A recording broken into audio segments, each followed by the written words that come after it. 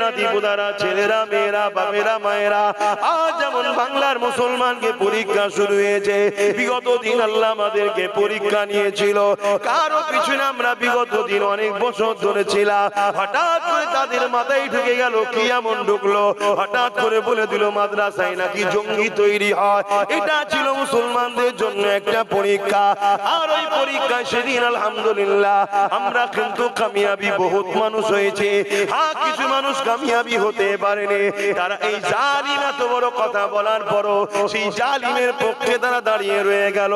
এদেরকে মুনাফিক বলা হয়। কিন্তু মনে রাখবেন, আজ আমরা কিন্তু অনেকে পরীক্ষায় কামিয়াবি হয়েছিলাম, কিন্তু আজকের দিনে আবার আমার আল্লাহ আমাদেরকে পরীক্ষা নিতে লেগেছে। কিভাবে পরীক্ষা নিতে লেগেছে? যার জন্য লড়াই করলে, যার জন্য ঘর ভাঙলে, যার জন্য মুসলমান মা বোনের নামে বা ভাইদের নামে কেস দিলে, যার জন্য নিজের কওমের ভাইকে মার্ডার করলে, যার জন্য এত লড়াই করলে, সে বেঈমান জাহান্নামী। আজ তোমার আমার সামনে প্রশ্ন রেখেছে কি? আল্লাহর কোরআন শেষ হয়ে যাবে, আমার উন্নতি শেষ হবে না। এবারে তোমার পরীক্ষা শুরু হয়েছে, এই কবরে তোমায় যেতে হবে। এটা হলো তোমার আল্লাহর পক্ষ থেকে পরীক্ষা। এবারে তুমি এই জাহান্নামীর দিকে থাকো না তাকে লাথি মেরে সরে চলে আসো, এটাই হবে তোমার পরীক্ষা। এই জায়গায় যদি তুমি তোমাকে ত্যাগ করতে পারো, ফিরে যদি চলে আসতে পারো, অবশ্যই আল্লাহর পক্ষ থেকে সাহায্য আসবে। তাতানাজ্জালু আলাইকুমুল মালাইকা, যদি তুমি বিপদে পড়ো আল্লাহ পাকের পক্ষ থেকে ফেরেশতা আসবে। আর তা না করে কোরআন যে শেষ হয়ে যাবে বলে এরকম জাহান্নামের খদ্দেরের সঙ্গে তুমি যদি দুনিয়াদারি করো, তার সঙ্গে মিলেমিশে থাকো, তার থেকে মুখ ফিরিয়ে যদি না নাও, মনে রেখে দিও আমার আল্লাহ সূরা বাকারাতে জানাচ্ছে, তাদের হাতে আল্লাহ তোমাকে আমাকে মিটিয়ে দেবে। তারও নমুনা হলো রিসেন্ট সে কেন্দ্রের আইন মেনে নিল। বুঝছেন তো? সেই দিন তো আমাদের ত্যাগ করা দরকার ছিল, সেই দিন তো আমাদের বুঝে লিয়া দরকার ছিল। যে কাজ ব্রিটিশরা পারেনি, যে কাজ স্বাধীনতার পরে কোন সরকার পারেনি, সে কাজ এই জাহান্নামের কুকুরটা করেছিল। দাদা হুজুরের দরবারে রাত্রিরে পুলিশ পাঠিয়েছিল। আব্বাস সিদ্দিকীর বাড়ি নয়, বাড়িটা দাদা হুজুরের ভিটে পাঠিয়েছে না? সেদিন বুঝে লিয়া দরকার ছিল, কুকুর আমাদের নয়। শুনছেন তো নাকি? সেদিন কিন্তু আমার কম বোঝেনি, কিন্তু কোরআন বলছে এটাই আল্লাহর পরীক্ষা। তোমরা যদি আল্লাহ ও রাসূল ছেড়ে দিয়ে কাউকে প্রাধান্য দাও, আল্লাহ তার হাতেই তোমাদেরকে মিটাবে। আজকে সেই মিটালো না? মিটালো না? আজকে সেই তোমাকে আমাকে হাত তুলে দিল, দিয়ে বলল কেন্দ্রের আইনকে সাপোর্ট করে নিল। করেছে না? করে না? এবারে তুমি ভাববে এতে আমার কি আছে? মসজিদ তো ভাঙবে, মাদ্রাসা ভাঙবে, কবরস্থান ভাঙবে, ঈদগাহ ভাঙবে। আরে আমার কবর আমার ভিটেতে দিয়ে দেবো, আমি ঘরে নাই নামাজ পড়ে নেবো, অত সহজ? এবারেই তো আল্লাহর পরীক্ষা শুরু হলো তোমার। তুমি খোদার ঘরকে বাঁচাবার জন্য বুলেটের গুলির সামনে না দাঁড়ালে, আল্লাহর পক্ষ থেকে আসমান জমিন থেকে দিক থেকে তোমার উপরে আল্লাহর পক্ষ থেকে মার বালা আসবে। ইজা জুলজিলাতিল আরদু জিলজালাহা, ভূমিকম্প আসবে, জমিন ফেটে যাবে, তোমাকে আমাকে ওর মধ্যে আল্লাহ ঢুকিয়ে দেবে। গল্প বলছি না আমি, কোরআন বলছি। এটাই তো পরীক্ষা। কিন্তু সেদিন থেকে যদি আমরা ভাবতাম, আজকে কিন্তু এ জালিমের এত বড় সাহস হতো না। এর বড় মন খারাপ করার কিছু নেই, ভুল মানুষেরই হতে পারে। তাই আসো তওবা করে নিই গো, আল্লাহ পাকের কাছে কানাকাজি করি। কেন আল্লাহ পাক বলেছিল তাকনাতু মির রাহমাতিল্লাহ, বান্দারে আমার রহমত থেকে নিরাশ হয়ে যাস না। এই আল্লাহর আযাব আসার আগে তওবা করে নাও, আল্লাহর আসার আগে আল্লাহ বিদ্বেষীদের থেকে দূরে সরে যাও। আল্লাহর আযাব আসার আগে মসজিদ, মাদ্রাসা, কোরআন, ইসলামের বিরোধী যারা, তাদের থেকে দূরে সরে যাও। হিন্দু আমার ভাই হয়, আদিবাসী আমার ভাই হয়, নয়, দলিত সাঁওতাল মতুয়া সবাই আমার ভাই হয়, মিশতে ইসলাম নিষেধ করেনি। কিন্তু কোন হিন্দু যদি আমার ইসলামের উপরে আঘাত দেয়, তখন তার সঙ্গে আর ভাইয়ের সম্পর্ক রাখা যাবে না, কারণ আল্লাহ রাসূল আগে আমাদের কাছে। ঠিক যেমনই আমি যদি কোনো অমুসলিম ভাইয়ের ধর্মে আঘাত দিই, সে যেমন আমার সঙ্গে মিশা পছন্দ করবে না, তাহলে কেন আমি বলতে পারবো না তুমি মানুষ হিসাবে তোমার সাথে মিশবো, কারবার করব, দেশ চালাবো, লেনদেন করব, সহযোগিতা করব, উঠা বসা সবকিছু করব, কিন্তু তুমি যদি আমার ধর্মে আঘাত দাও, কেননা আমার বাপ মা থেকে আগে আমার আল্লাহ রাসূল, তাহলে তোমার সঙ্গে সম্পর্ক রাখতে পারবো না। এই দল করেছিলে আলাদা কথা, নেতা বলে মেনেছিলে আলাদা কথা, ব্যবসা করেছিলে আলাদা কথা।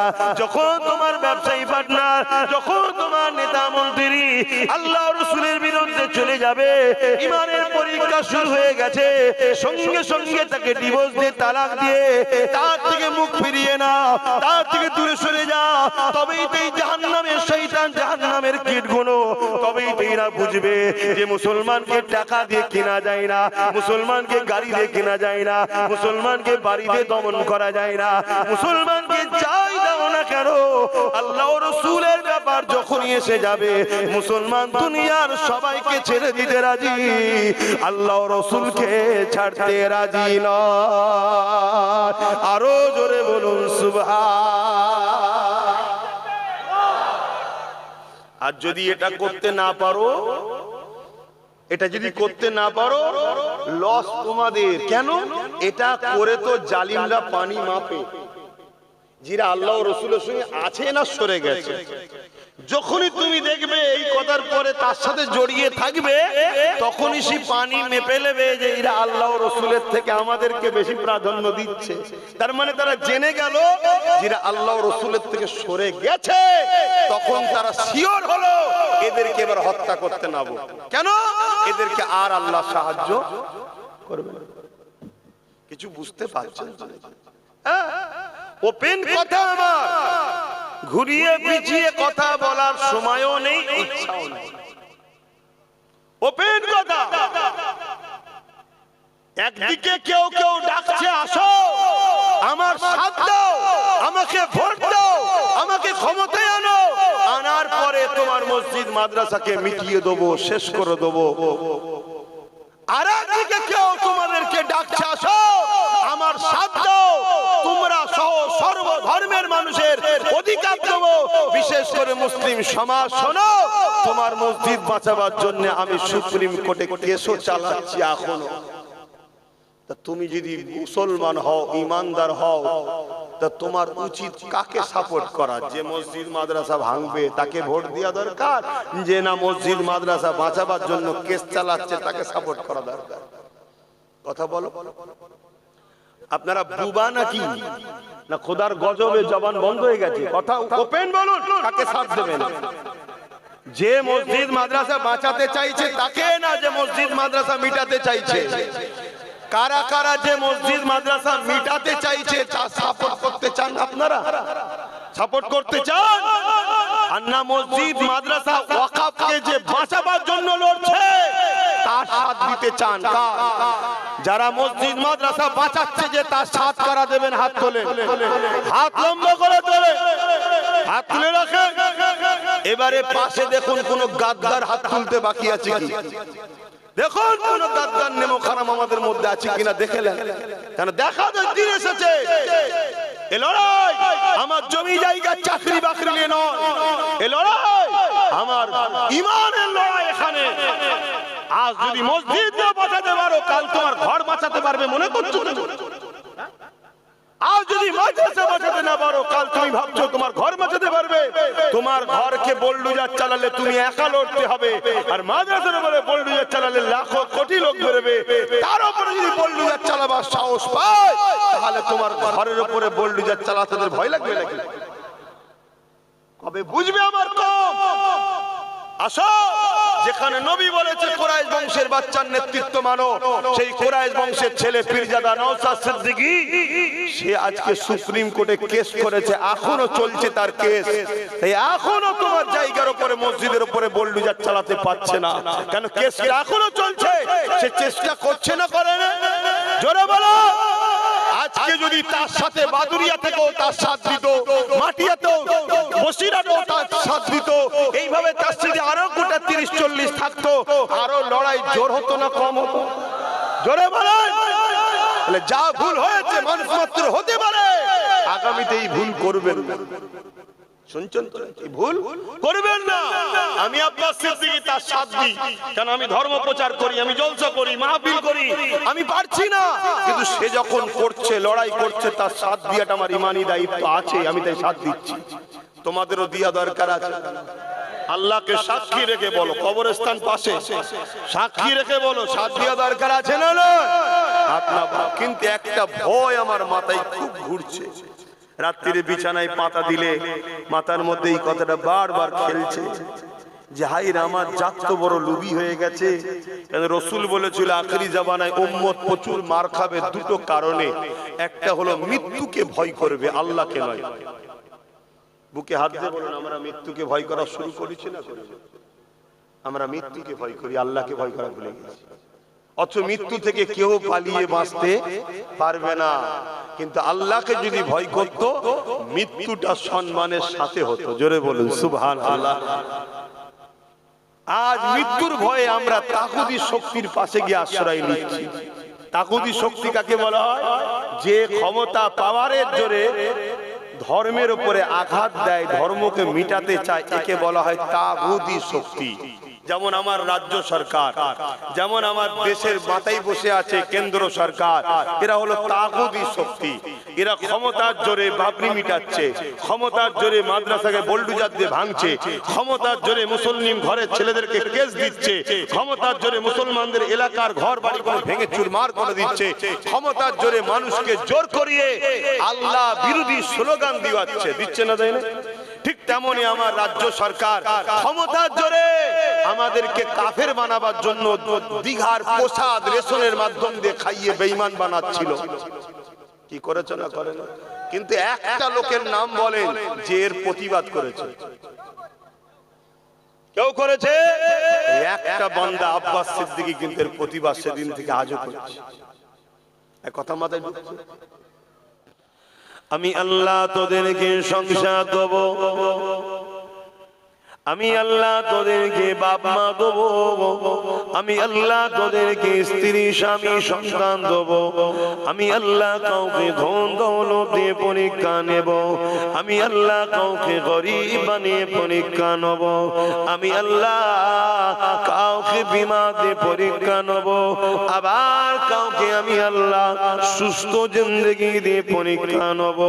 ওরে আমার বান্দা বান্দিরে, যুগে যুগে যত নবীদের পাঠিয়েছে আমি আল্লাহ সবাইকে পরীক্ষা নিয়েছে। তাদের মধ্যে থেকে ইব্রাহিমকে কি তোরা দেখলি না?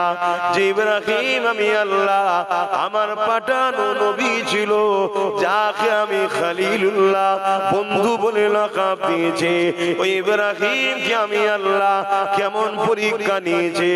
এবং দুনিয়ার 4000 বছর আগের পরীক্ষা কিয়ামত পর্যন্ত সবার মুখে ইব্রাহিম থাকবে। কেন? আমি আল্লাহ আমার যে হয়ে যায় তাকে আমি আল্লাহ দুনিয়া আখিরাতে বাসাই দিয়ে দিই।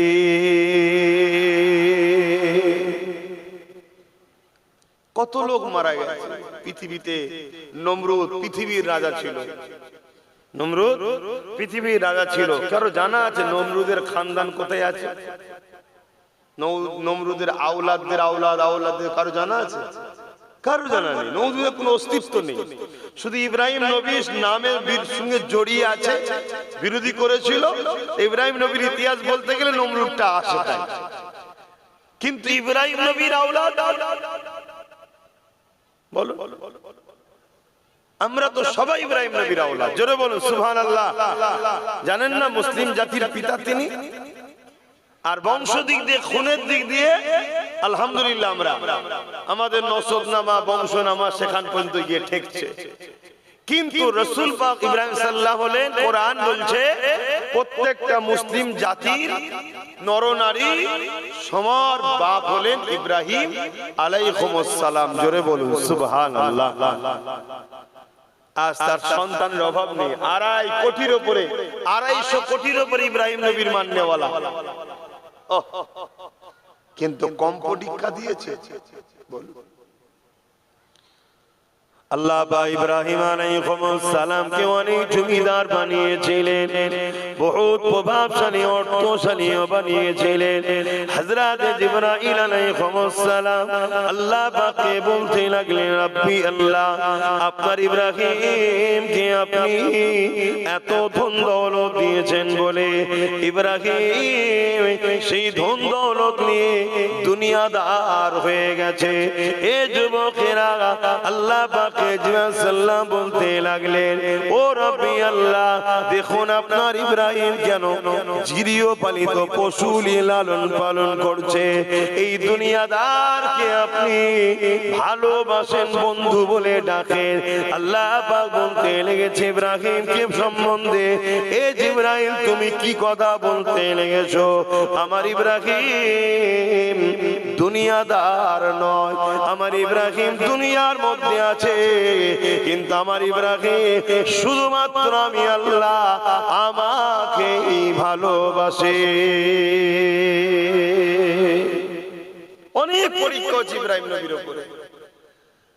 হযরত জিবরাইল সাল্লাম বলছেন, আল্লাহ কি করে হয় এত গৃহপালিত পশু নিয়ে সব চারণ ভূমিতে ঘুরছে?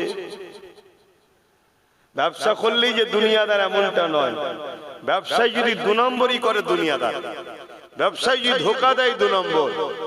ব্যবসা যদি হালাল ইনকাম করে ও দুনিয়াদার নয়। হালাল ইনকাম আল্লাহ করতে বলেছে, ও আল্লাহর রাস্তাতেই আছে। জোরে বলুন সুবহানাল্লাহ। আমরা তো বুঝি না। ব্যবসা করতে গিয়ে কেউ যদি নামাজ ইচ্ছা করে ছেড়ে দেয়, যে আমার ব্যবসা এখন পেরেশান, নামাজের সময় নেই, এ হলো দুনিয়াদার। ব্যবসা ব্যবসার জায়গায় নামাজের টাইমে যদি নামাজটাও পড়ে, দান করে, রোজার মাসে রোজা রাখে, আবার আল্লাহ মাল দিয়েছে হজও করে, এ দুনিয়াদার নয় তো? এ তো নসিব ভালো, এক দুনিয়াও পেয়েছে আখিরাতও পাবে। জোরে বলুন সুবহানাল্লাহ। হযরত জিবরাইল সাল্লাম বলছেন, আল্লাহ এত গৃহপালিত পশু নিয়ে ঘুরছে, ইনাকে আপনি দুনিয়াদার বলছেন না? আল্লাহ বলছে, জিবরাইল অন্তরের খবর আমি আল্লাহ জানি। জোরে বলুন সুবহানাল্লাহ। তোমার যদি আমার ইব্রাহিমের উপরে কোনো ডাউট হয়, তুমি কি পরীক্ষা নিতে রাজি? জিবরাইল সাল্লাম বললেন, হ্যাঁ আল্লাহ, আমি পরীক্ষা লব ইব্রাহিম আলাইহিস সালামকে। আল্লাহ বললেন, যাও যাও। কি পরীক্ষা নেবে? জিবরাইল সাল্লাম অনেক কিছু বলছেন, অত পরীক্ষা লিবার কি দরকার? একটা সরল ছোট পরীক্ষা লাও, তাহলেই তুমি উত্তর পেয়ে যাবে। কি? মানুষের সুরাত ধরে ইব্রাহিম আলাইহিস সালামের বাড়ির সামনে দিয়ে যাবে।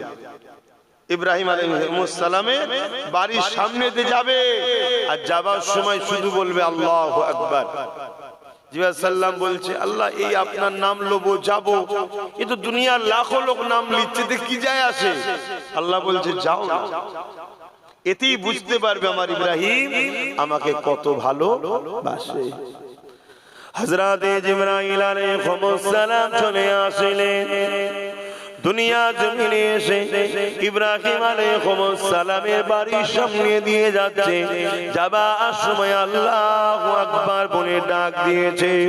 যখনই ডাক দিয়েছে, ওই সময় ইব্রাহিম আলাইহিস সালাম ঘরের ভেতর থেকে ছুটে বাইরে চলে এসেছে। এসে বলতে লাগেছে, কে আমার আল্লাহকে ডাক দিল, কে আমার রবকে ডাক দিল, কে আমার মালিক আল্লাহকে ডাক দিল। ওই সময় জিবরাইল সাল্লাম মানুষের সুরাতে তখন রয়েছে, তিনি বলতে লেগেছেন, কেন আমি ডাক দিয়েছি? হযরত ইব্রাহিম আলাইহিস সালাম বললে, হে আল্লাহ পাকের মুসাফির বান্দারে, তুমি আরো একবার আমার আল্লাহ পাকের নামটা নাও। জিবরাইল আলাইহিস সালাম বলতে লেগেছে, আমার মর্জি কখন নব না নব, আপনার কথাতে আমি কেন ডাক দিতে লাগবো? রাখবো। ওই সময় ইব্রাহিম আলাইহিস সালাম বলতে লেগেছে, যদি আপনি আমার আল্লাহর নাম নেন, এর বিনিময়ে আমি আপনাকে আমার গৃহপালিত যত পশু আছে তার অর্ধেকটা দিয়ে দেব। আরো জোরে বলুন সুবহান। ইব্রাহিম আলাইহিস সালামের কিতাবে আছে 7-8 হাজার গৃহপালিত পশু ছিল। আগেকার সময় মক্কা, মদিনায়, আরব, ইরাকে এটা ছিল বিজনেসের ব্যবসা সবথেকে দামি সম্পদ। এখন তো নবী পাক সাল্লাল্লাহু আলাইহি ওয়াসাল্লাম এসে ইলমের দরজা খুলে দিয়েছে, মাটির তলা থেকে সোনা উঠছে, তেল উঠছে। এটা আমার নবীর অবদান, এটা আমার রাসূলের অবদান। তার আগে ছিল না তো। তখন ছিল এই গৃহপালিত পশু লালন পালন করা, খেজুর গাছ, এটাই ছিল বিশাল ব্যবসা। ইব্রাহিম সাল্লাম বললেন, একবার আল্লাহর নাম নাও, অর্ধেক সম্পদ তোমার দিয়ে, অর্থাৎ যত গৃহপালিত পশু আছে তার অর্ধেক দিয়ে দেবো। যদি 8,000 থেকে 4,000 দিয়ে দেবো। জোরে বলুন সুবহানাল্লাহ। একবার আল্লাহর নাম নিয়ে, আর আমরা এত আল্লাহর নাম নিচ্ছি, আমার ভাইয়েরা আছে অনেকে একটু এসে বসতেও চাইছে না। এরাও বলে আমরাও ভালোবাসি আল্লাহকে, বলে না বলে না? ভালোবাসা শুধু বললে হয় না। ওখানে দুজন বসে আছে পাশাপাশি, দুই মানিক জোর, ওদের জলসায় আসা হয়নি, পেরেশানের মধ্যে আছে, এখনো ফোন করছে, একটা তারিখ দেন না। ফাঁকা থাকলে তো বেতন মাসের তারিখ বাড়াবে, কি করা যাবে? শরীর তো নাকি।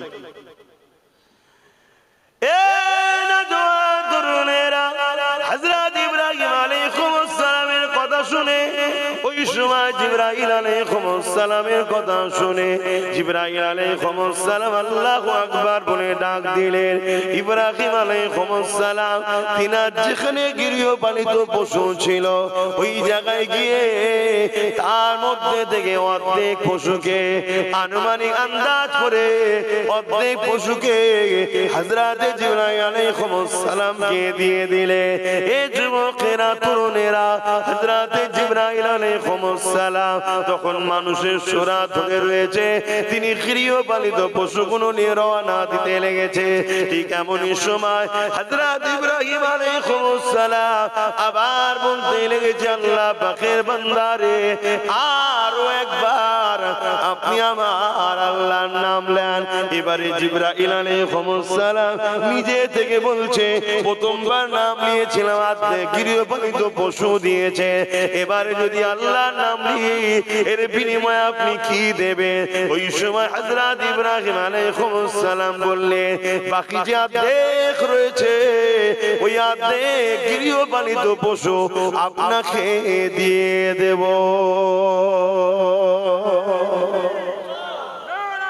আল্লাহ। ইব্রাহিম সাল্লামকে কি বলেছিল? দুনিয়াদার, তাই তো নাকি? জিবরাইল সাল্লাম ভেতরে ভেতরে আল্লাহর কাছে কানেকশন করছো, আল্লাহ কাকে আমি দুনিয়াদার বললাম? আপনি ঠিক লোককেই বন্ধু বলেছেন। জোরে বলুন সুবহানাল্লাহ। তো বাকি অর্ধেক দিয়ে দিল। আল্লাহ দিয়েছে, ইব্রাহিম নবী নিয়েছে। আল্লাহ দিলে নিতেও হয়, কথা বুঝে আস? আল্লাহ দিলে নিতেও হয়, না হয় আল্লাহর ফায়সালায় আপনি খুশি নয়। কাউকে আল্লাহ ধনী করেছে, সে ইচ্ছা করে গরিব হয়ে থাকছে, কথা বুঝছেন? এটা ঠিক নয়। পেটকে মারছে, তাকে যে আল্লাহ শান শওকত দিয়েছে সেগুলো তো কুঞ্জুসি করছে, কোনো উচিত নয়। আল্লাহ যখন দিয়েছে কেন আপনি ভোগ করবেন না? কিন্তু ভোগ করতে গিয়ে আল্লাহ ভুলে গেলে হবে না, শুকরিয়া আদায় করতে হবে যে আল্লাহ আপনি দিয়েছেন, আমি গাড়িটা চাপছি, আলহামদুলিল্লাহ আপনি দিয়েছেন বলেই আমি ঘুরতে পারছি, এটা যেন হৃদয়ে থাকে, তাহলে আল্লাহ খুশি হয়। আল্লাহ খুশি হয় যে বান্দা আমাকে ভুলে যায়নি, দেখ আমাকেই স্মরণ রেখেছে। আর যদি পাওয়ার পরে আল্লাহ বিরোধী হয়ে যায়, যেমন আজকে কিছু নামধারী মুসলমান নেতা আছে, এখন বেঁচে আছে না মরে গেছে আল্লাহই জানে, বেঁচে আছে না মরে গেছে আল্লাহই জানে। আল্লাহ তাদেরকে ক্ষমতা দিয়েছে, আল্লাহই জিতিয়েছে, আল্লাহই ক্ষমতা দিয়েছে, আল্লাহর ঘর চলে যাচ্ছে। এই মুনাফিক মুসলমান নেতাগুলোর মুখে কোনো কথা আছে? কেন কথা বললে তাদের দুনিয়ার বেঈমান জালিম মুশরিক নেতারা হয়তো তাদেরকে পরের বারে টিকিট না দিতে পারে, এজন্য পুরো মুখে কুলুপ দিয়ে বসে আছে। কুলুপ পর্যন্ত কখন লাই জানি ওখানে না নিয়ে মুখে নিয়ে বসে আছে। কথা বুঝে আসছে তো নাকি? তো সেই জায়গায় এগুলো হলো ধ্বংসের আলামত, এগুলো ধ্বংস।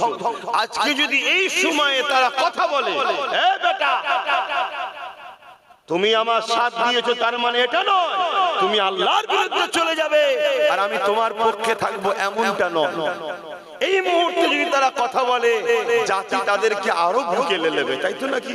কেন তাদের হাতে একটু হলেও ক্ষমতা আছে, তাদেরকে জাতি পেয়ে আরো নিঃশ্বাস পাবে যে এতগুলো লোক আমাদের পাশে এসেছে। কিন্তু না, কপাল ফাটা যদি হয় এরকমই হয়। এই সময় উচিত কথা বলা। যেমন একটা বেটা কথা বলছে, নবী বংশের আওলাদ, আজও কলকাতা বিভিন্ন জায়গায় রাত পথে ছুটে বেড়াচ্ছে, আজও কেস চালাচ্ছে, মামলা চালাচ্ছে আল্লাহর ঘরের সম্পদ ওয়াকফকে বাঁচাবার জন্য। এই যে গোরস্থান, তুমি হয়তো ভাবছো এটা আমার পার্সোনাল, তুমি কি ভাবছো এটা আমাদের পার্সোনাল? ভাবছো তো নাকি ওয়াকফ করা নেই, পার্সোনাল? তুমি জানোই না একদিন তোমার এইটাও দেখবে, কখন দেখবে রেড জোনে চলে গেছে, তারপরে দেখবেন পশ্চিমবঙ্গ সরকার কালেক্টর হয়ে গেছে। তুমি কি ভাবছো একদিনেই সবটা দখল করে নেবে নাকি? না, একদিনে সবটা দখল করলে তো আলহামদুলিল্লাহ আমাদের জন্যই ভালো হতো। কেন মারপিটটা একসাথে হতো। কথা বুঝছেন তো নাকি? ওইভাবে নেবে না তো। প্রথম লেবে ভিআইপি জোন গুলো, ভিআইপি জোন যেখানে অলরেডি এক কাটার জায়গার দাম 5 কোটি 6 কোটি করে জায়গা, তার চতুর্দিকে হয়তো অনেকে পয়সার লোভে মুসলমান জায়গা বিক্রি করে চলে গেছে, অনেক ফিকে হয়ে গেছে, হালকা হয়ে গেছে, কিন্তু কবরস্থানটা রয়ে গেছে, মসজিদটা রয়ে গেছে। এমন জায়গা অনেক আছে না? জোরে বলুন। এই নদীর উপরে একটা জায়গা আছে চুচুড়া, যেখানে একটা মসজিদ আর মাদ্রাসা আছে, কয়েক হাজার কোটি টাকার সম্পদ। চতুর্দিকে আশপাশে মুসলমান আছে বলতে গেলে নেই বলবো না, একেবারে সামান্য। বাকি সব জায়গা জমি কোটি কোটি টাকার সম্পদ বিক্রি করে দিয়ে সব গ্রামে চলে গেছে। গ্রামে 10 বিঘে কিনে বসে আছে, আলু চাষ করছে, খাচ্ছে। মাথা যা বুদ্ধি ঢুকেছে, আর কি করা যাবে? কথা বুঝে আসছে তো? এইরকম করেছে। এই যে ভিআইপি জায়গাগুলো প্রথম লেবে, এগুলো হয়ে যাওয়ার পর দ্বিতীয় ক্যাটাগরি গুলো লেবে, একদিন বাপ তোমার আমারটাও লেবে। কথা কিছু মাথায় ঢুকছে? এবার তুমি এখন ভাবছো ওরটা লিখছে তো আমারটা কি যায় আসে, আমার তো এখন লেবে নেই, ততদিন করতে আমি কি আর দুনিয়ায় থাকবো? আমি তো চলে যাব।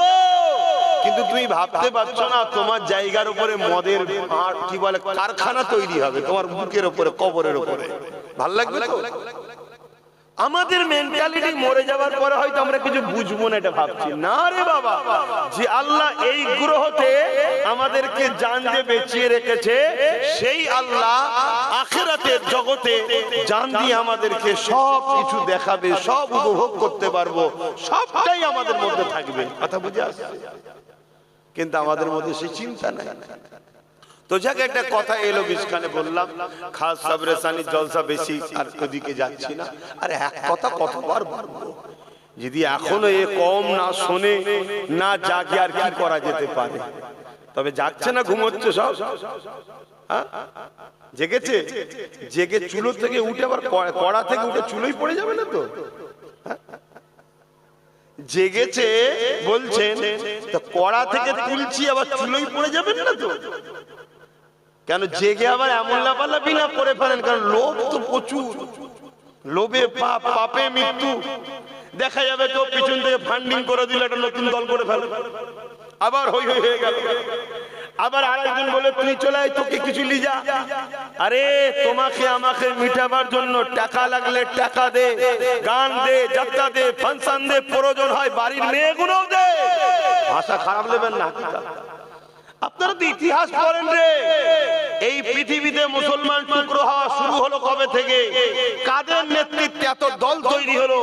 হ্যাম্পারের ডায়েরি বলে একটা ব্রিটিশ লেখকের ডায়েরি আছে, হ্যামকারের ডায়েরি, কিভাবে মুসলিম সমাজকে টুকরো টুকরো করেছে এবং এই টুকরোর পিছনে মদ আর নারী ছিল মূল কারণ।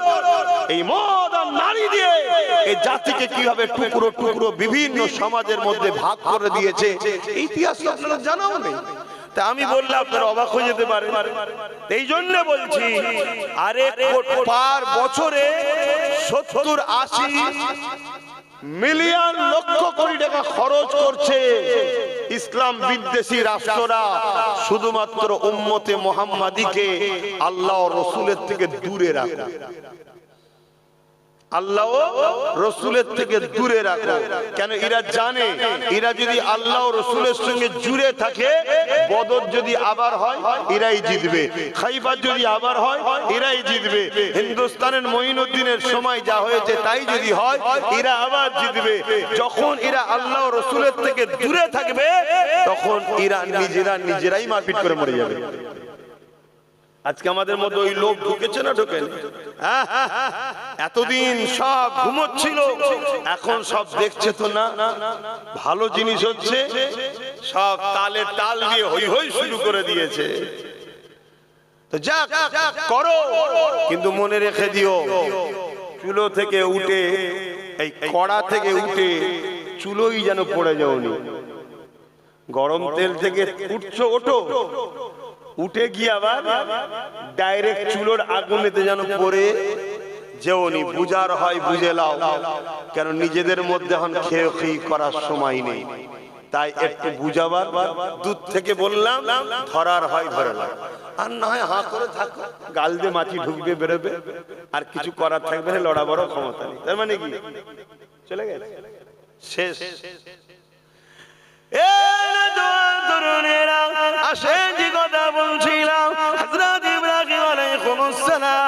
এইভাবে দ্বিতীয়বার যখন আল্লাহকে ডাকলো, সঙ্গে সঙ্গে তিনি বাকি অর্ধেক যা ছিল সমস্ত পশুগুলোকে দিয়ে দিল। ইব্রাহিম আলাইহিস সালামের থেকে নিয়ে হযরত জিবরাইল আলাইহিস সালাম এমন করে রওনা দিতে লেগেছে। হযরত ইব্রাহিম আলাইহিস সালাম হযরত জিবরাইল সালাম যখন মানুষের সুরাতে তিনাকে ডাক দিয়ে বলতে লেগেছে, হে আল্লাহর বান্দারে, আরো একবার তুমি আল্লাহ পাককে ডাকো, আল্লাহু আকবার বলে ডাকো। এবারে জিবরাইল আলাইহিস সালাম বলতে লেগেছে, আপনার যা ছিল সব দিয়ে দিয়েছে, এবারে আপনি কি দেবেন? হযরত ইব্রাহিম আলাইহিস সালাম আল্লাহকে কতটা ভালোবেসেছে শুনে ওই সময় বলতে লেগেছে, হে আল্লাহর বান্দারে, আপনি যদি একবার আল্লাহকে ডাকেন, আমি আমার আল্লাহর জন্য, আল্লাহর নাম শোনার জন্য, আপনার এই গৃহপালিত 8000 কম বেশি পশুগুলোকে লালন পালন করার জন্য তো লোক লাগবে। আপনি আমার আল্লাহকে যদি ডাকেন, আমি নিজেকে আপনাকে দান করে দেবো। আপনি আমাকে নিয়ে গিয়ে এই পশুগুলোকে লালন পালনের কাজে লাগাবে। ওই সময় জিবরাইল সাল্লামকে আওয়াজ দিয়েছে আমার আল্লাহ, এ জিবরাইল, এবারে বলো উত্তর কি লাগবে? আমার ইব্রাহিম দুনিয়াদার না আমার ইব্রাহিম আমার দিবানা, কোনটা বুঝতে লেগেছে? ওই সময় জিবরাইল সাল্লাম নিজের সূরাতে ফিরে এলে, এসে বলতে লাগলেন ইব্রাহিম আলাইহিস সালামকে, ভাই আপনি আমাকে ক্ষমা করে দেন, আমি পরীক্ষা নিতে এসেছিলাম। ওকে আমার আল্লাহ যাকে বন্ধু বলেছে সে অবশ্যই আল্লাহর বন্ধু হবার উপযুক্ত। এটাই পরীক্ষা আল্লাহ। কখনো কখনো আল্লাহ আপনাকে এমন জটিল জায়গায় ফেলে দেবে, বিশাল কারবার চলছিল, হঠাৎ করে আপনার কারবার ডাউন, অপরদিকে আপনার কাছে ফোন আসছে, আপনার নামে 50 লাখের একটা লোন আছে, আপনি দেখছেন বিরাট বড় ডাউনে পড়ে গেছি, উপর দিকে ফোনও আসছে, আপনার নামে এসেছে, আপনি যদি নিতে চান আপনারা দেখা করুন। ঠিক এই দু জায়গায় দাঁড়িয়ে আপনি পড়ে আছেন। যদি আপনি ঝুঁকে যান আল্লাহর পরীক্ষায় ফেলে গেলেন। ওই জায়গায় যদি আপনি শক্ত পায়ে দাঁড়ান না, আল্লাহ জি হালে রেখেছে শুকরিয়া, আগে গোশ মাছ খাওয়া তখন ডাল খাবো, কাল যদি খোদা আবার গোশ মাছ খাওয়াই দিন ফিরিয়ে দেবে। আর যদি খোদা ডাল ভাত খাইয়ে আমাকে খুশি হয়, তা আমি খোদাকে কেমন ভালোবাসি, তার দেওয়া ডাল ভাতেতেই আমি শুকরিয়া আদায় করতে কেন পারবো? এই হচ্ছে পরীক্ষা। তবে হ্যাঁ, যে উলামা ভাইরা আমার সাথে সাথ দিচ্ছে, আমার বিরোধী করেনি, সবার দ্বারা সব কথা বলা আল্লাহ দেয় না, তাদেরকেও আমি মনে করি তারাও প্রতিবাদ করেছে। চুপ থেকে আমার বিরোধী না করা মানে সাপোর্টই করলো, ঠিক তো নাকি? কিন্তু ওই সকল গাদ্দার উলামাগুলোকে বলি যারা আমার বিরোধী করছে, তোমাদের এই এলাকায় কিছু গাদ্দার রয়েছে, তারা আবার ওয়াজকে কাটিং করে, কাটিং করে সমাজের বুকে খিল্লি করে। আল্লাহর কাছে জবাব আমাকেও দিতে হবে, তোমাদেরকেও দিতে হবে। তৈরি থেকো, তৈরি থেকো। আব্বাস লড়ছে মসজিদ মাদ্রাসা ওয়াকাফের জন্য, আর তুমি আমার ওয়াজকে কেটে সমাজের মুসলমানের কাছে খারাপ করছো তোমার বেঈমান নেতা নেত্রীকে খুশি করার জন্য। এটাই হলো তোমার থেকে আমার পার্থক্য। আমার কথায় কষ্ট পেচ্ছেন আপনারা? একটু হ্যাঁ কি না বলুন, কষ্ট পেচ্ছেন? ওপেন কথা বলবেন, কোনো অসুবিধা নেই। তবে মনে রাখবেন, মান আহাব্বা লিল্লাহ ওয়া আবগাদা লিল্লাহ ওয়া আতা লিল্লাহ ওয়া মানআ লিল্লাহ ফাকাদ ইসতাকমাল আল ঈমান। ভালোবাসতে হবে আল্লাহর জন্য, দুশমনি করতে হবে আল্লাহর জন্য, আত্মীয়তা করতে হবে আল্লাহর জন্য, বিচ্ছেদ হতে হবে আল্লাহর জন্য। আব্বাসের লড়াই যদি আল্লাহর জন্য হয়, তাহলে তুমি আমার বিরোধী করছো কার জন্য? জবাব দাও, ঠিক তো নাকি? আমার সঙ্গে কেউ যদি সম্পর্ক করো, এটাও যেন আল্লাহর জন্য হয়। আমার যদি কেউ বিরোধী করো, ওটাও যেন আল্লাহর জন্য হয়। আমার কেউ যদি বন্ধুত্ব করো, ওটাও যেন আল্লাহর জন্য হয়। আমার সঙ্গে কেউ যদি শত্রুতা করো, ওটাও যেন আল্লাহর জন্য হয়। ঠিক তেমনই দুনিয়ায় আমরা অনেকে বলি এটা আমাদের দুনিয়ার মামলা।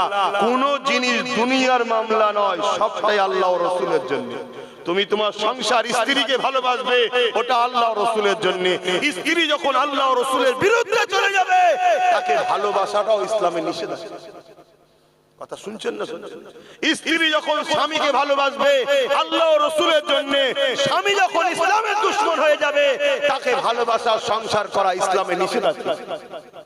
তুমি তো জানোই না। তুমি মনে করছো এটা তো দুনিয়াদারি ব্যাপার, ছেলেপুলে হওয়ার সিস্টেম না।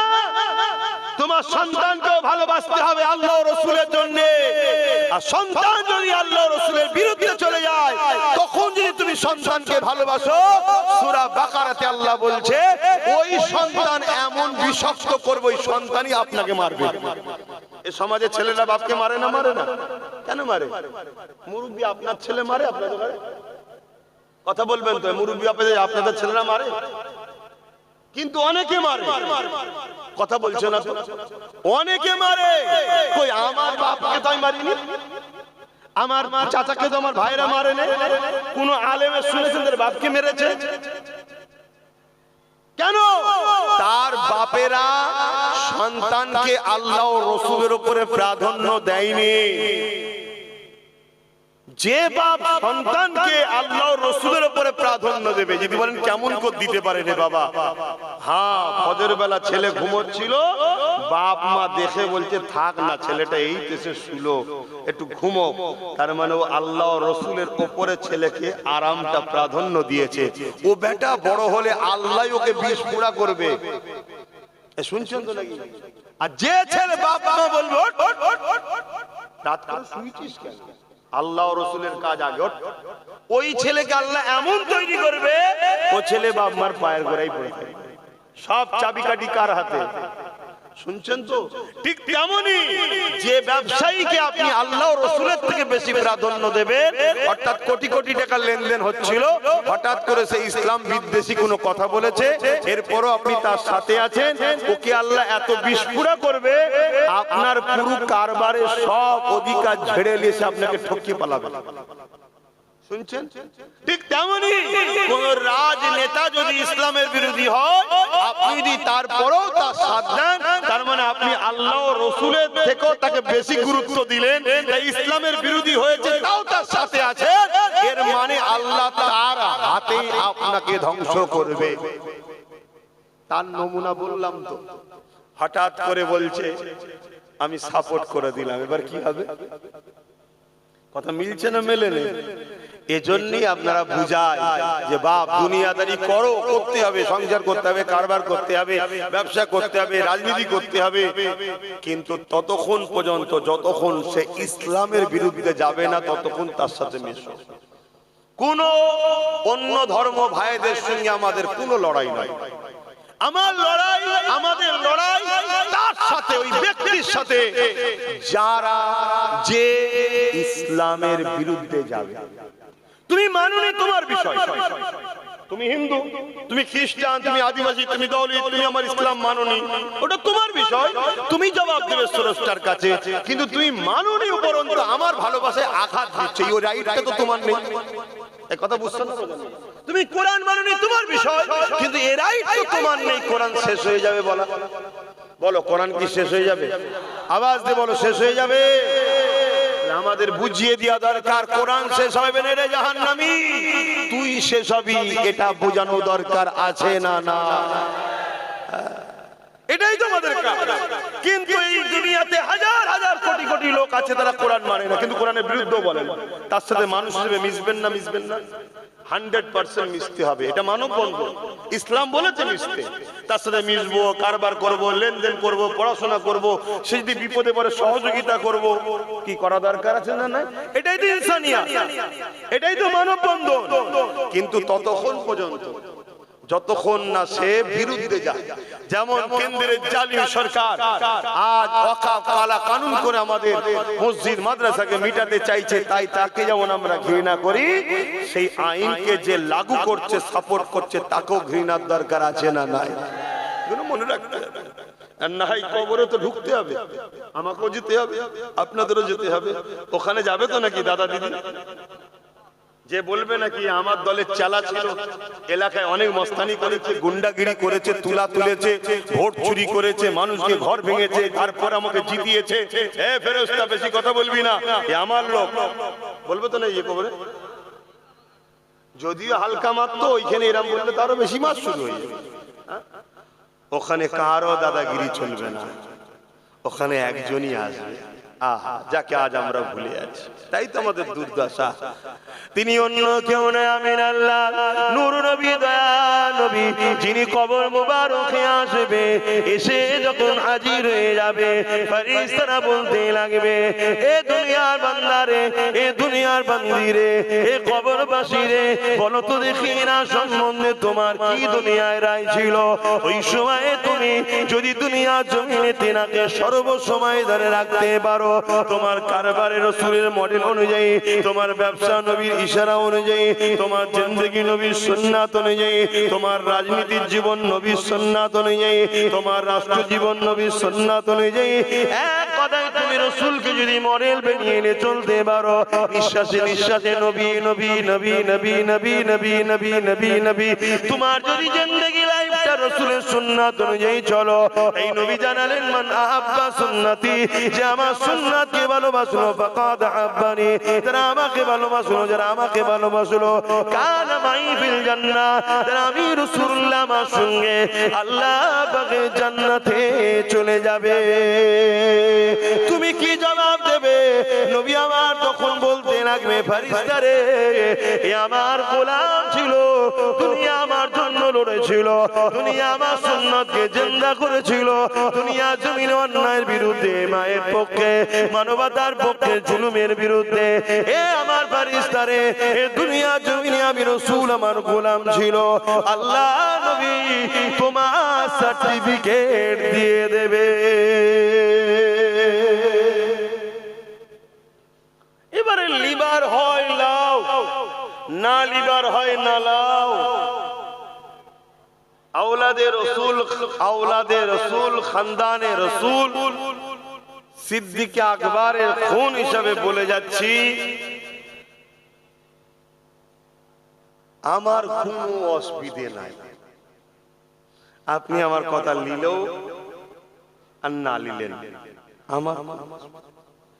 আমার ডিউটি আপনাকে ছিল জানানো, আমি জানিয়ে দিলাম, আমি খালাস।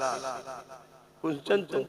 এবারে আপনার ডিউটি এটাকে বাস্তবে রূপ দেবেন, এটা আপনাদের কাজ। বলুন, অসুবিধা হচ্ছে আমার কথা? কিন্তু সময় তো নেই, আর সময় তো ঘনিয়ে আসছে। আজকে জলসারও সময় নেই, আমাদের জিন্দেগিরও সময় নেই।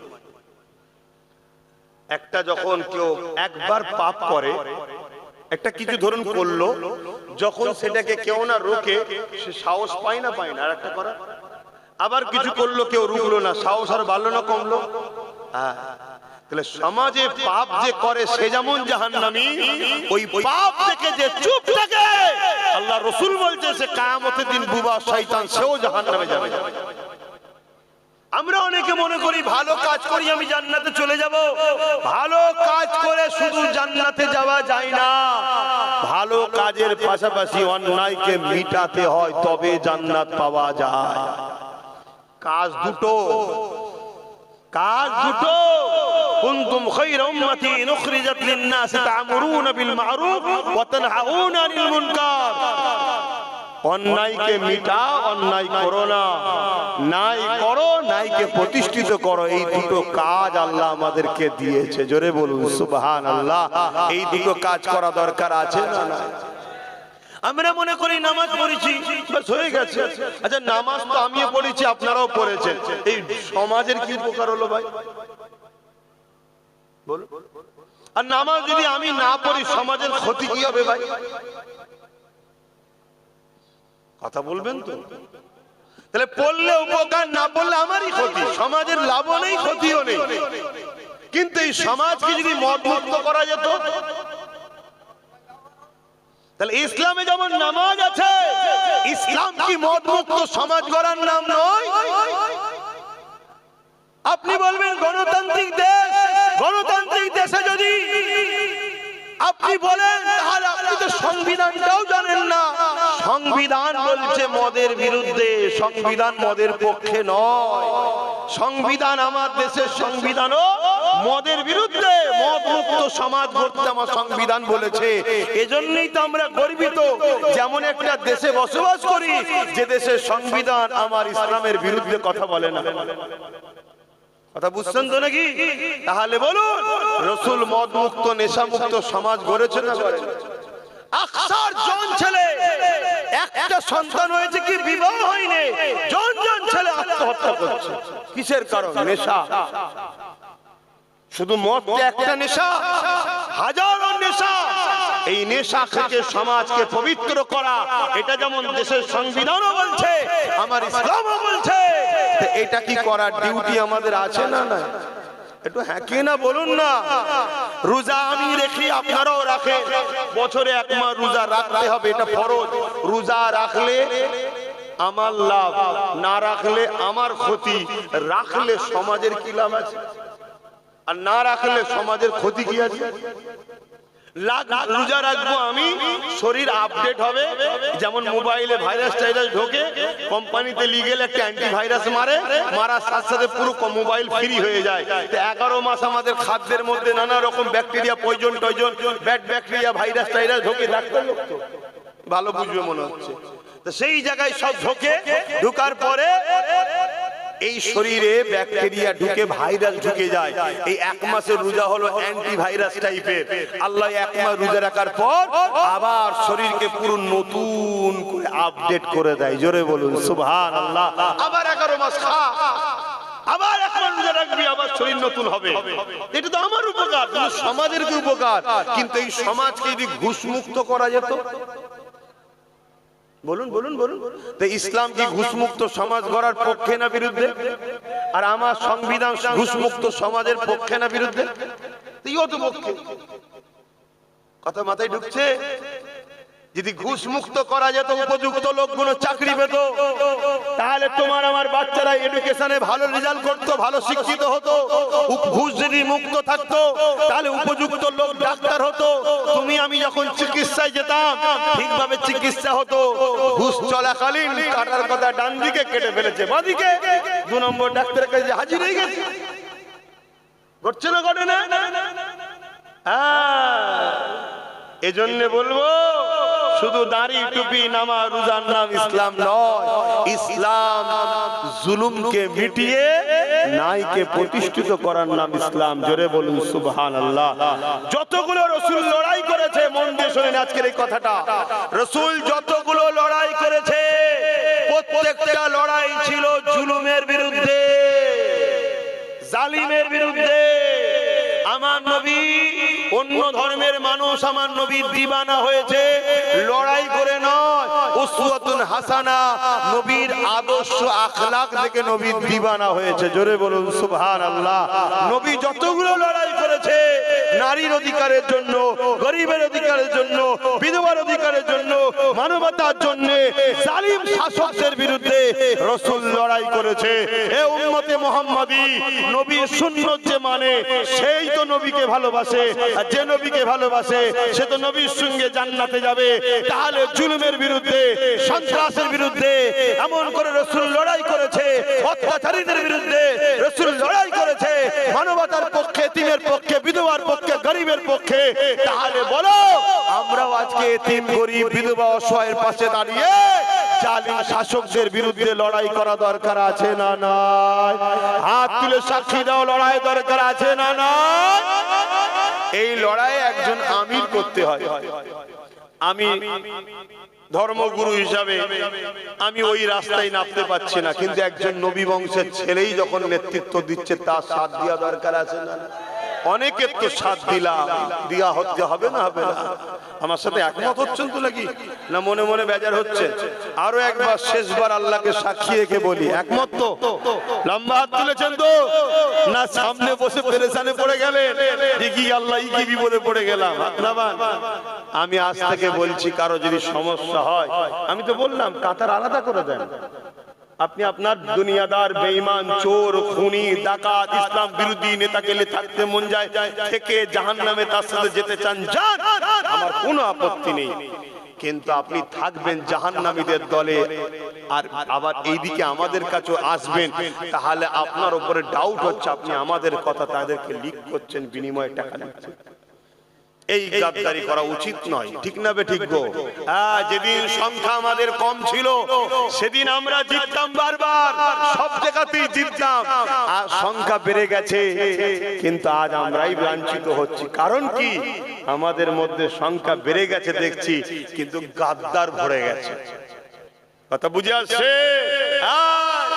কেউ কোন ধর্ম স্থান করবে তার জন্য আইন আলাদা, আবার কেউ একটা ধর্ম স্থান করবে তাকে বলা হবে সাম্প্রদায়িক সাসপেন্ড। এই দ্বিচারিতা করা উচিত? জোরে বলে। তাহলে তোমাদের লক্ষ্য মুসলমানদের উপরে ঘৃণা করা, ঠিক তো নাকি? হ্যাঁ, এটা মনে রাখবেন। আসেন, আল্লাহ আমাদের সকলকে হিফাজত করেন। সময় কম, একটু সালাম পড়ে লিয়া নবী সালাম।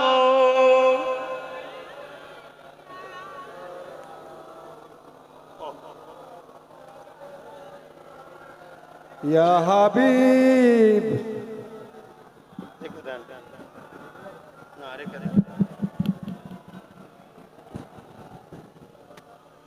এই অল্প সময়ের মধ্যে এসে তাড়াহুড়ো করে গুটিগত কথা বললাম।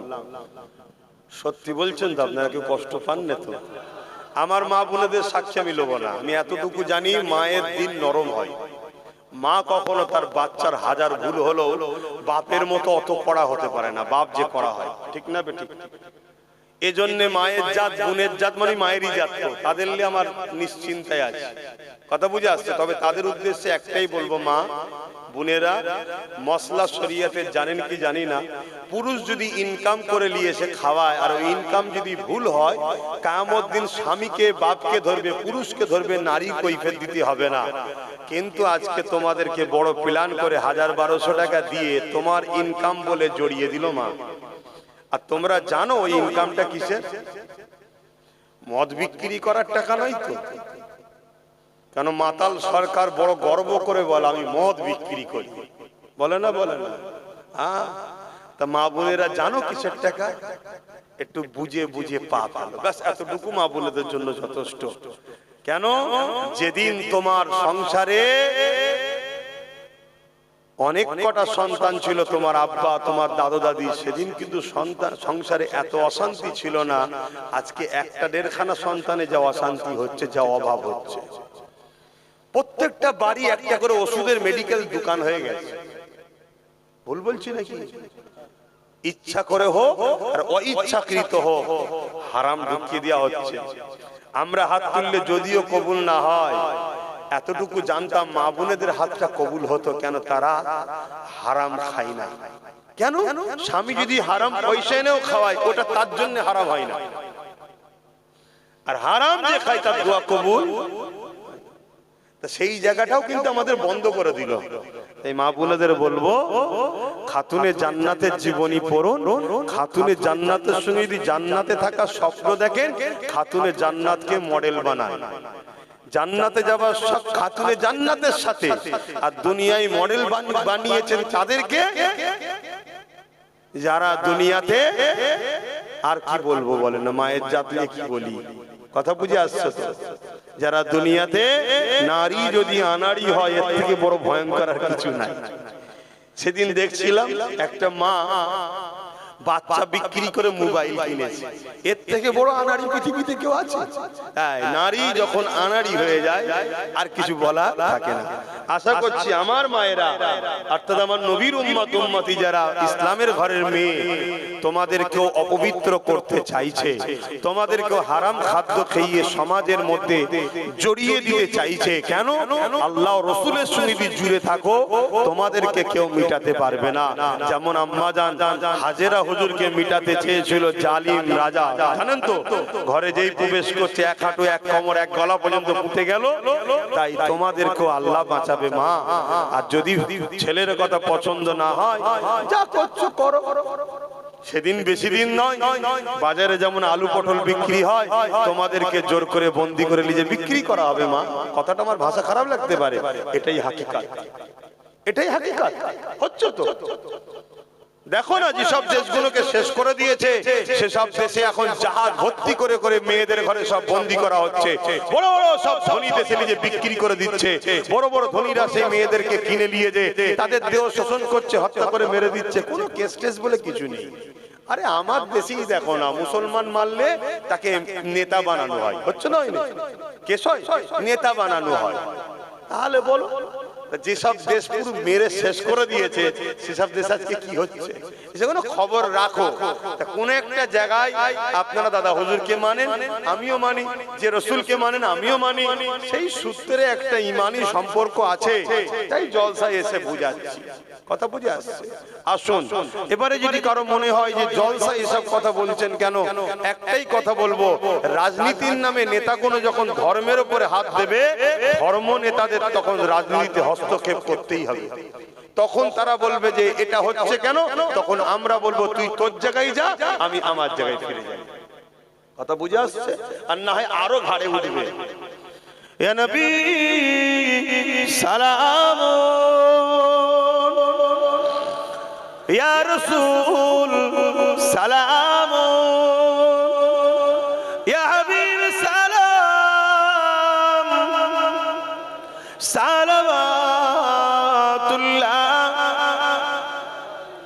কঠিন হাসর দিনে কি আছে মোদের কপালে, গুনাহগার উম্মাত আপনার লইবে সঙ্গে মাহশরে।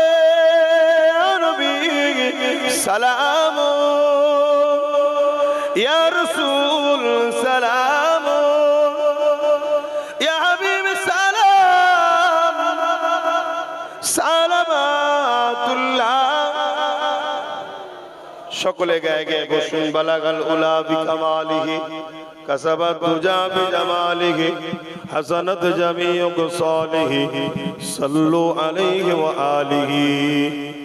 ভাই, আপনাদেরকে তো ভয় দেখাতে পারে যে সবই ঠিক আছে, চোর তাড়াতে গিয়ে ডাকাত যিনি ঢুকে পড়ে, ভয় দেখাতে পারে তো নাকি?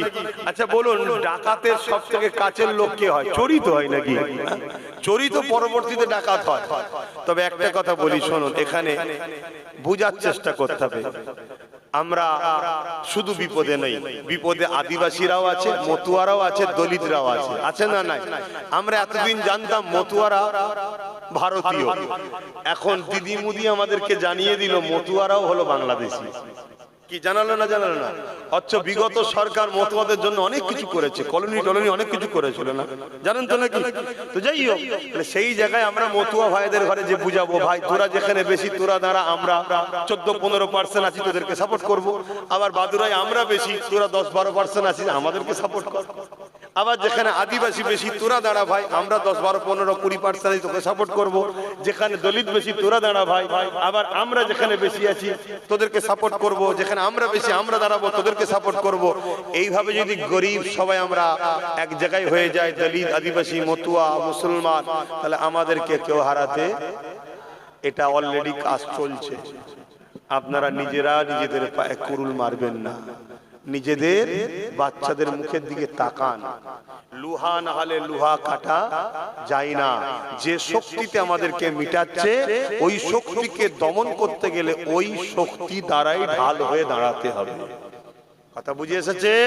আসেন তওবা করি। বিসমিল্লাহির রহমানির রহিম। আল্লাহ তাআলা, আমি জানা অজানা, ইচ্ছা ও ইচ্ছা সকল গুনাহ হইতে তওবা করিতেছি। আস্তাগফিরুল্লাহ রাব্বি মিন কুল্লি যামবি ওয়া আতুবু ইলাইহি। আশহাদু আল্লা ইলাহা ইল্লাল্লাহ ওয়াহদাহু লা শারীকা লাহু ওয়া আশহাদু আন্না মুহাম্মাদান আবদুহু ওয়া রাসূলুহু। লা ইলাহা ইল্লাল্লাহ মুহাম্মাদুর রাসূলুল্লাহ সাল্লাল্লাহু আলাইহি ওয়াসাল্লাম।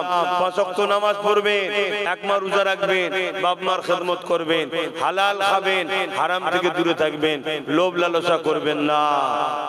মনে রাখবেন, জিন্দেগি দিয়েই কিন্তু ইসলামকে সাহাবারা প্রতিষ্ঠিত করেছে। সেই ইসলাম যেন আমরা ক্ষতি না করে ফেলি। আমার বড় ভয় হয় আমাদেরকে টুকরো টুকরো করার জন্য ইসলাম বিদ্বেষীরা নতুন নতুন মুসলমানদেরকে অর্থ দিয়ে নতুন নতুন সব ভাগ করার জন্য দল করে দিতে পারে। অতএব সজাগ থাকবেন, সজাগ থাকবেন। দীর্ঘদিন লড়ছে যে, তার পাশে থাকবেন। তো যাই হোক, এখানে 5 খতম, 25 পারা আর 8000 কলেমা শরীফ আল্লাহ কবুল করেন, বলুন আল্লাহুম্মা আমিন। একজন সন্তান হিসাবে বাপ মাকে বলেছি, একজন ভাই হিসাবে ভাই বোনদের কাছে ওয়াজ করেছি, নসিহত করেছি, উপদেশ দিয়েছি। এই অধিকার আছে তো নাকি? আবার বলছি, কারো যদি মনে হয় হুজুর আপনি জলসায় এসে বলছেন কেন, একটাই কথা বলবো, ওদেরকে যাকে বলকে যা, রাজনীতির নামে চাকরি বাকরি না দিয়ে ধর্মের পিছনে লেগেছে কেন, ওদের কাকে বলকে যা। ওরা আমার পিছনে ধর্মের পিছনে লাগা বন্ধ করুক, আমি আমার জায়গায় থাকবো, তারা তাদের জায়গায় থাকবে। কথা মাথায় ঢুকেছে? কথা ক্লিয়ার?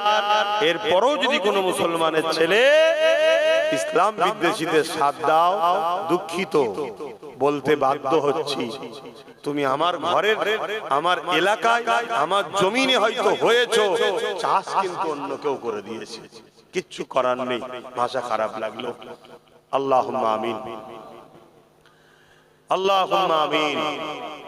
আয় আল্লাহ, হাবিবের খাতির রহমত করে, দয়া করে, মেহেরবানি করে আল্লাহ আমাদের এই মাহফিলকে কবুল করে নেন। আল্লাহ কবরস্থান উপলক্ষ করে দুয়ার মাহফিল প্রতি বছরে হয়, আল্লাহ এই দুয়ার মাহফিলকে আপনি কবুল করুন। আল্লাহ, আয় আল্লাহ আমাদের জীবনের গুনাহ খাতা আপনি মাফ করে দিন। আল্লাহ, আয় আল্লাহ আজানের সময় হয়ে এসেছে, আল্লাহ আপনি আমাদের এই ছোট্ট দুয়ার মাহফিলকে কবুল করে কিছু সওয়াব যদি দেন, আমার নূর নবী দয়াল নবীর দরবারে সওয়াব পৌঁছে দেন। হুজুর আব্বা জান, আম্মা জান, পরিবার, সাহাবা সাহাবিয়া, চার ফিরানি বেচার ইমাম হুজুরদের রুহে সওয়াব পৌঁছে দিন। সুলতানে গরিবে নওয়াজ খাজা মুঈনুদ্দিন আজমিরি হুজুরের রূপাকে সওয়াব পৌঁছে দিন।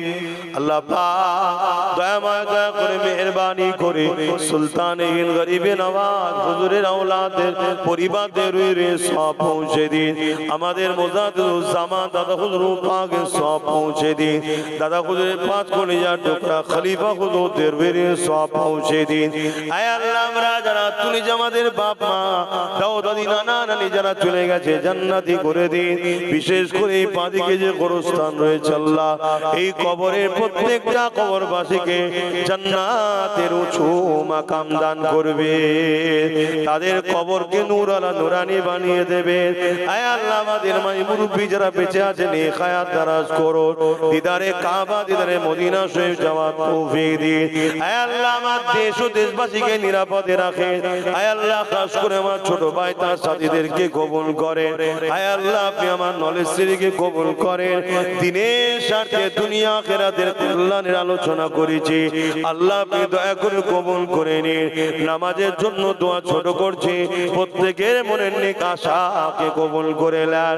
মা বোনেদের সংসারের অভাবকে দূর করে দিন, মা বোনেদের সংসারে বরকত দেন। আল্লাহ, এই মুনাফিক ইসলাম বিদ্বেষীদের চক্রান্ত দেখে আমার বাপ ভাই মা বোনেদের হেফাজত করুন। আল্লাহ, আমার দেশ ও রাজ্যকে জালিম হুকুমাতদের হাত থেকে হেফাজত করুন। সবার জন্য দোয়া চাইলাম মালিক, আমার জন্য এতটুকুই দোয়া মালিক। হাসবুনাল্লাহু ওয়া নি'মাল ওয়াকিল, নি'মাল মাওলা নি'মান নাসির। আল্লাহ, আপনি আমার জন্য যথেষ্ট, আমি শুধু আপনার উপরে ভরসা করে চলি, আপনি আমার জন্য যথেষ্ট। আমিন আমিন আমিন। বারাক লা ইলাহা ইল্লাল্লাহু মুহাম্মাদুর রাসূলুল্লাহ সাল্লাল্লাহু আলাইহি ওয়াসাল্লাম। এ নামাজ হবে তো? আজান হচ্ছে, কাতার দেন। আসসালামু আলাইকুম। হ্যাঁ, আমি বাড়িতে